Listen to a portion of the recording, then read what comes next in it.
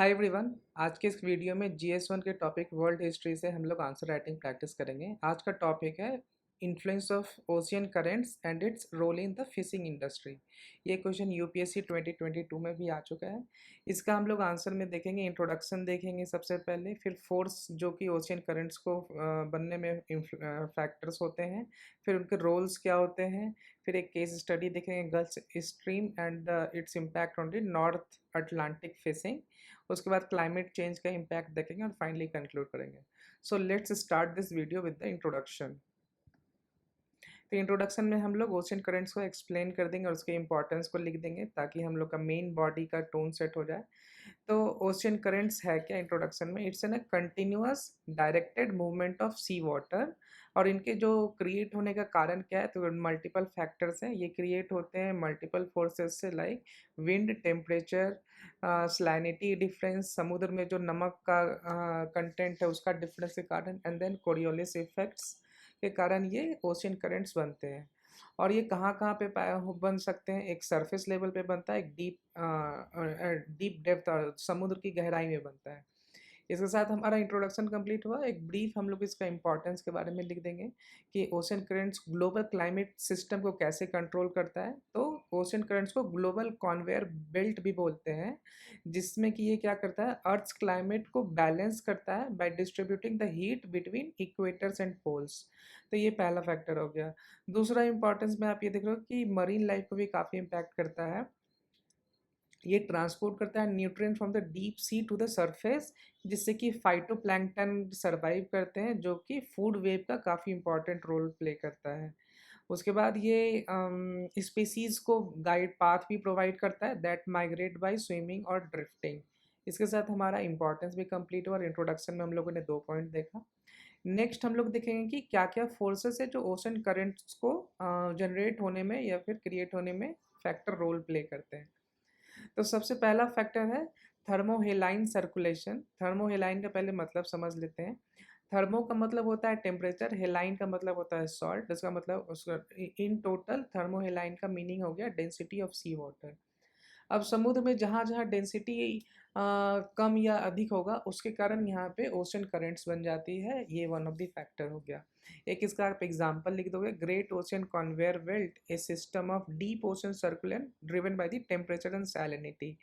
The conveyor belt moves the water around the globe and it's circular for the global climate regulation. तो पहला force हम लोगों ने देखा। नेक्स्ट हम लोग बात करेंगे विंड की।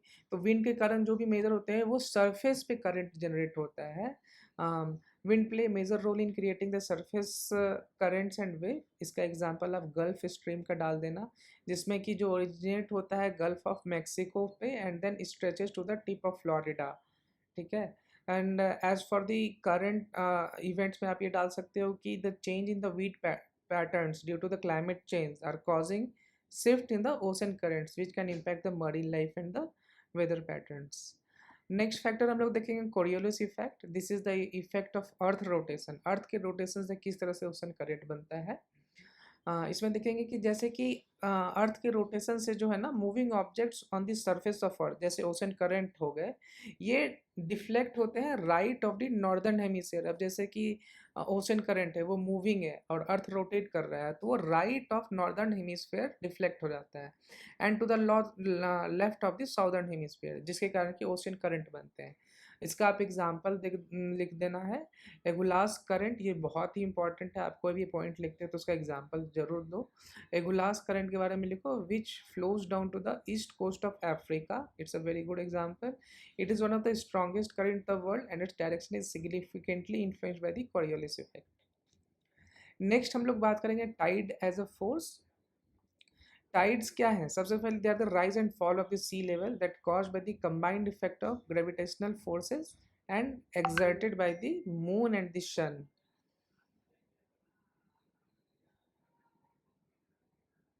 The Bay of Fundy in Canada is known for having the highest tidal range in the world due to its unique shape and depth.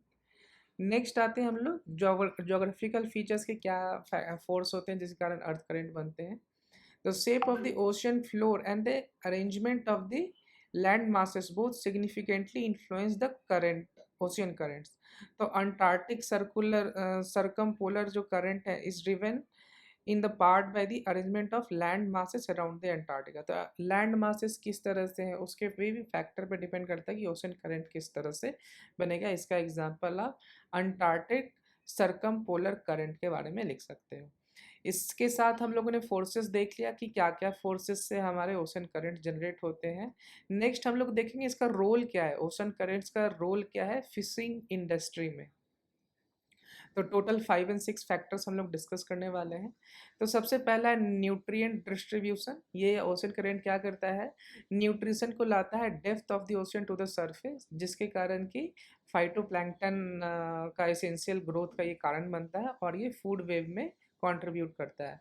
इसका आप एग्जांपल में अपवेलिंग प्रोसेस के बारे में जरूर लिखना, जहाँ पे deep cold nutrient rich water rise to the surface driven by the currents and the winds.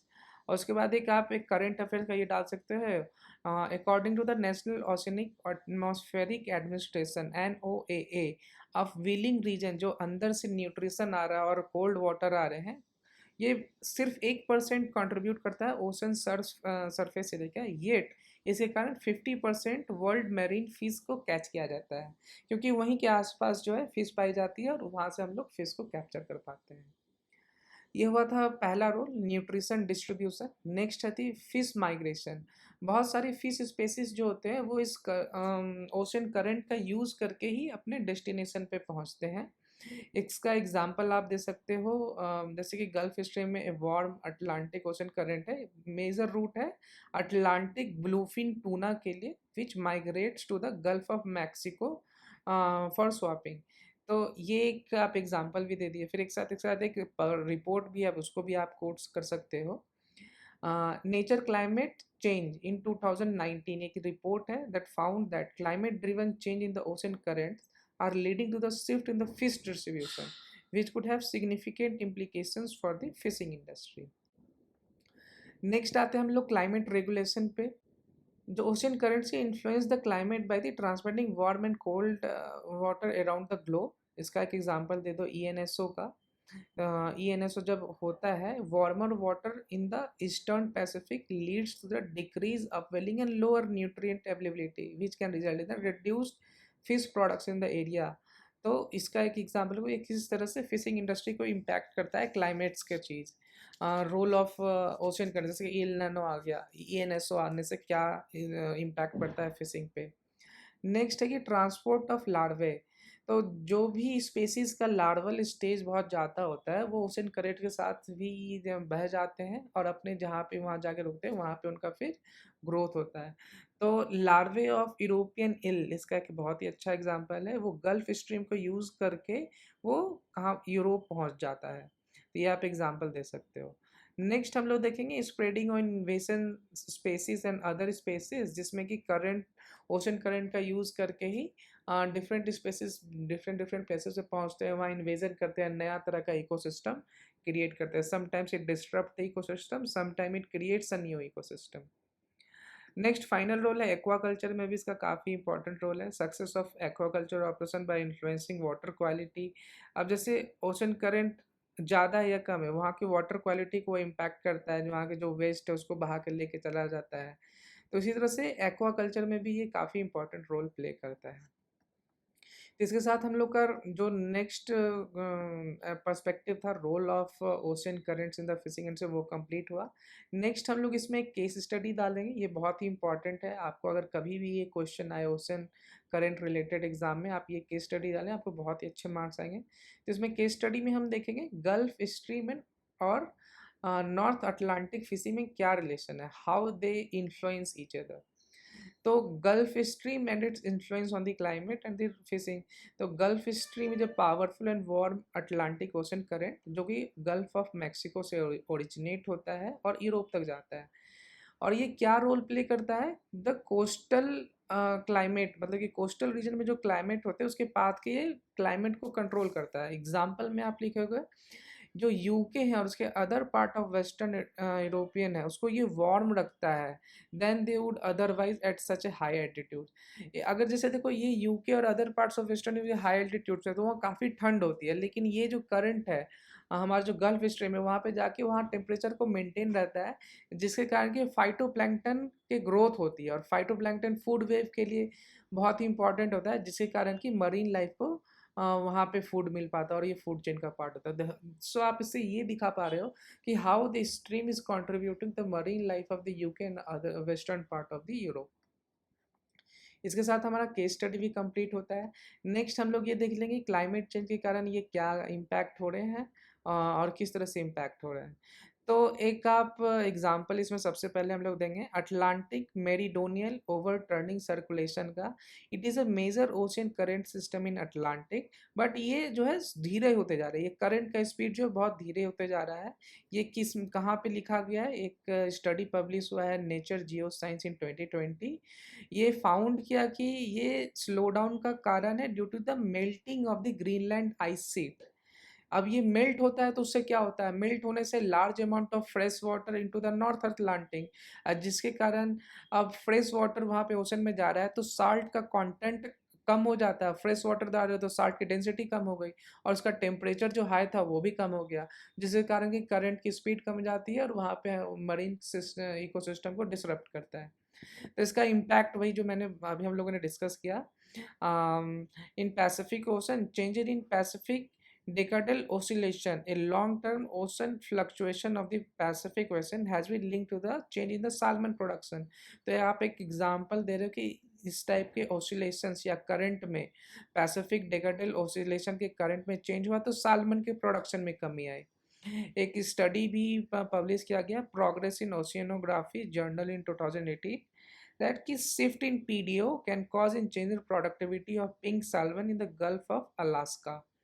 तो ये सब एग्जांपल देख के आप impact of climate on the ocean current बता सकते हो और फिर देन उसका मरीन इकोसिस्टम पे, मरीन फिशिंग इंडस्ट्री पे भी इम्पैक्ट बता सकते हो। इसके साथ हमारा impact of climate on the ocean currents and it's further implication of fishing industry complete हुआ। फाइनली हम लोग कंक्लूजन में ये देखेंगे, लिख देंगे कि ओशियन करेंट्स की understanding and monitoring is very important for is sustainable management for the world fisheries industries. और फाइनली हम लोग विजन देंगे, regular monitoring and adaptive management can only help ensure the sustainability of this valuable resources. तो इसके साथ हम लोग का कंक्लूजन भी एंड होता है। तो इस वीडियो में हम लोग क्या क्या देखे, सबसे पहले हम लोगों ने इंट्रोडक्शन देखा, फिर उसके फोर्सेस क्या क्या हैं ओशियन करेंट्स के बनने में, फिर उनका रोल क्या क्या है, ओशियन करेंट्स क्या रोल प्ले करते हैं फिशिंग इंडस्ट्री में, एक केस स्टडी देखा, फिर हम लोगों ने impact of climate change on ocean current देखा, फिर कंक्लूजन देखा। तो आज की वीडियो में इतना ही। अगर आपको ये वीडियो पसंद आया तो do like, comment and share.